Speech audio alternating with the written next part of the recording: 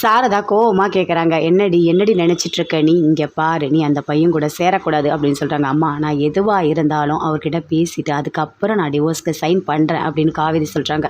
அதை கேட்டோடனே அவங்க அம்மாவுக்கு கோவமாக இருக்குது. என்னடி, ஏன் நீ அவங்ககிட்ட பேசிட்டு முடிவெடுக்கணும்னு நினைக்கிற? அப்படி என்ன உங்களுக்குள்ள சொல்லுடி அப்படின்னு சாரதா அப்படியே கோவமாக கத்துறாங்க. அதுக்கு காவேரி சொல்கிறாங்க, ஆமாம்மா, நான் ஒரு உண்மையை சொல்கிறேன், இப்போ நான் கன்சீவாக இருக்கேன் அப்படின்னு சொல்கிறாங்க. அதை கேட்டோன்னே எல்லாருமே அப்படியே ஷாக் ஆகுறாங்க. கங்கா, குமரன், பாட்டி எல்லாருமே அப்படியே பார்க்குறாங்க. சாரதா என்ன சொல்கிறதுனே தெரியல. அப்படியே போய் உட்காடுறாங்க கீழே. என்னடி சொல்கிற, என்ன சொல்கிற, எதுக்காக இவ்வளோ பெரிய விஷயத்த மறைச்ச அப்படின்னு கங்கா அப்படியே டென்ஷனாக சொல்கிறாங்க. இங்கே பாருங்கள், நானும் விஜயும் ஒன்றா சேர்ந்து வாழ்ந்துட்டோம். அவரு கூட எனக்கு வாழணும்னு ஆசை. அது கூட அவர் என்னை சுற்றி சுற்றி வரல.